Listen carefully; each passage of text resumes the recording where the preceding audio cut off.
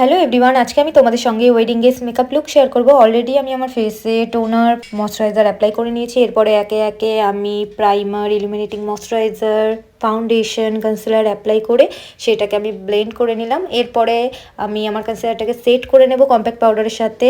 আর ব্লাশের জন্য আজকে আমি ক্রিম ব্লাশ অ্যাপ্লাই করছি, সাথে হাইলাইটারও অ্যাপ্লাই করে নিলাম আমার ফেসের হাইয়েস্ট পয়েন্টসে।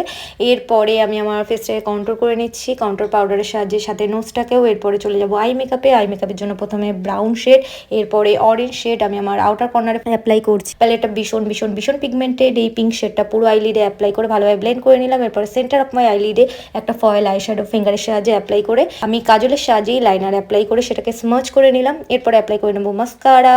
নেক্সট আমি আমার ব্রাবোন অ্যান্ড চোখের ইনার কর্নারটাকে হাইলাইট করে নিচ্ছি, আর লিপস্টিক অ্যাপ্লাই করে আরেকটু ব্লাশ অ্যাপ্লাই করে নিলাম। তো এটা হচ্ছে আমার ফাইনাল লুক। আশা করি তোমাদের ভালো লেগেছে। চলো দেখা হবে নেক্সট ভিডিওতে। টাটা।